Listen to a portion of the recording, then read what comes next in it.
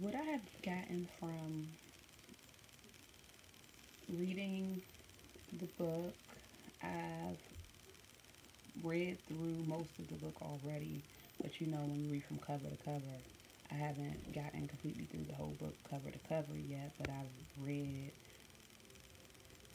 a good portion of it up until like the fifth chapter I'm on now, and I've also went through different passages and different points in the book that jumped out to me at different points because some of the things you find throughout different parts of the book.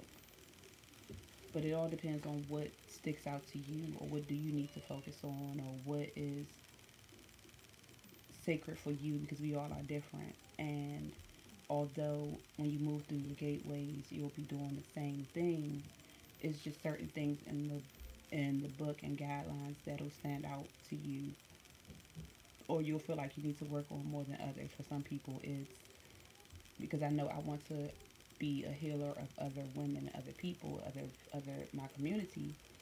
I focused on the healing chapter as well. Some people need to focus on the food chapter more than others. Some people might want to focus on building relationships. Some people want to focus on the beauty chapter. So it's something in this book for every African woman to gain out of. Now, what's significant for me is that it's a holistic journey. So if you want to improve your life in any way, you have to do it holistically. It starts off with the way that you think, then the foods that you eat, then the things that you do on a daily basis, the habits that you form or break, the relationships with the people around you, your environment, your spirituality, all of those things, and how you carry yourself on the outside. All of those different things go into just making yourself a better person. So if you want to make yourself a better person, it does start with you and it starts on the inside and how you think. What I've noticed is for me personally, when I go to sleep first of all, when I do my spiritual bath at the end of the day, even before I do my spiritual bath, see, like everything is like the domino effect. So my home has to be clean, neat, and tidy, and organized, or my mind is kind of all over the place. In order for me to do my spiritual bath, my home has to be clean. I have to clean my bathroom from top to bottom right before I take the spiritual bath, or I don't feel right. Um, and that's every day. I have to go to bed at a decent hour, but before I go to bed, I have to meditate and pray. I have to have my room in a good environment, clean and tidy. I have to have my sacred space clean and tidy. I have to have my children in place before I do all of that.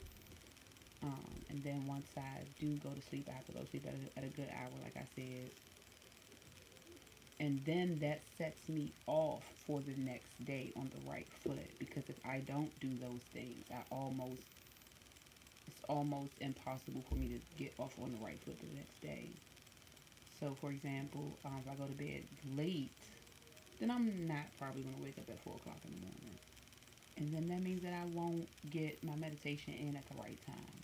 That means I may skip the movements part because there's a part where you do yoga poses, comedic yoga poses to help make yourself limber, and that's a part of your exercise for today.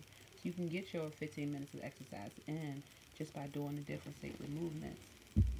You're drinking your herbal tea.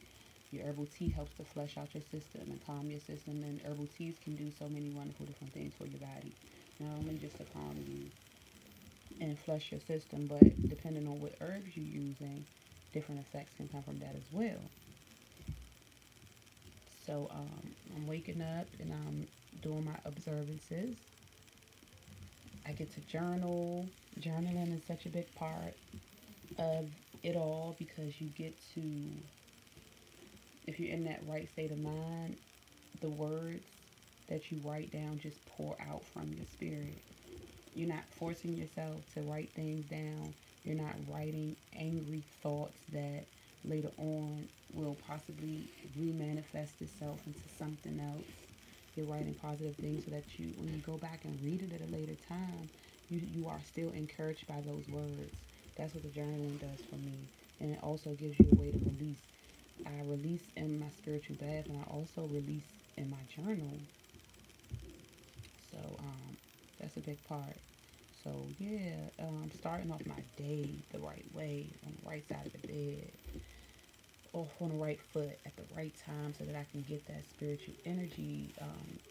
Meditating, praying, and waking up at the right time, and doing your observances and altar work at the right time is so productive towards you just getting that boost of energy, that pure spiritual energy, that positive energy that you need to carry you throughout the day, that'll always remind you of where you are and where you're trying to get to and your goals for going through the gateways. Um, what I do is I have different little bill. I have a little string bill and or bills on a string, and depending on what gateway I'm in, I'm going to wear that color string bills on my arm as a bracelet, which will remind me on a daily basis as I'm moving around. It's going to make noise, and the bells are going to chime, and just remind me of what I'm doing, um, what my mission is, what my goals are, and that I'm fasting. Fasting is very important. Um, Me personally, to be transparent with you, I smoke. I have decided to fast on my smoking, which is helping me tremendously. What I do is I don't smoke after 7 and I don't smoke before 12. So at night, nothing after 7, nothing before 12. That also helps me, you know, to control where I'm smoking at, the amount of smoke that I'm doing. So I've been calming that down a lot. And when I do go through the intensive training, I am prepared to not smoke at all. So that's going to be a very good step for me. Um, what else is there? Yeah, so I've also implemented stopping throughout the day to go to my altar and pray at different times of day, because sometimes through the middle of the day you can forget with the hustle and bustle through the day. For me, I'm homeschooling, so sometimes that in the morning, first thing in the morning, that gets me kind of riled up, and I have to calm myself down from the children. By the time 12 o'clock get here, it's time to do lunch. What I do is when that 12 o'clock mark hits, I like to come and meditate and pray at that time, and do the midday prayer, just to give me like a re-up on the spirituality and on the divine energy.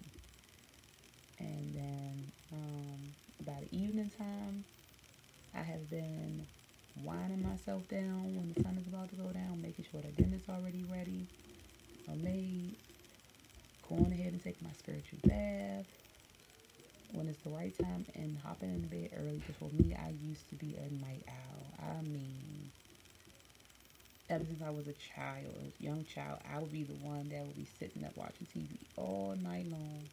And when it's time to wake up in the morning, I'm like, can I get fit? 5 more minutes, 5 more minutes, 5 more minutes. And even that followed me into my adult life. So when my alarm goes off, I'm like, 5 more minutes, 5 more minutes, snooze ball, snooze ball, snooze ball. I was not a morning person before, but I'm definitely working on that.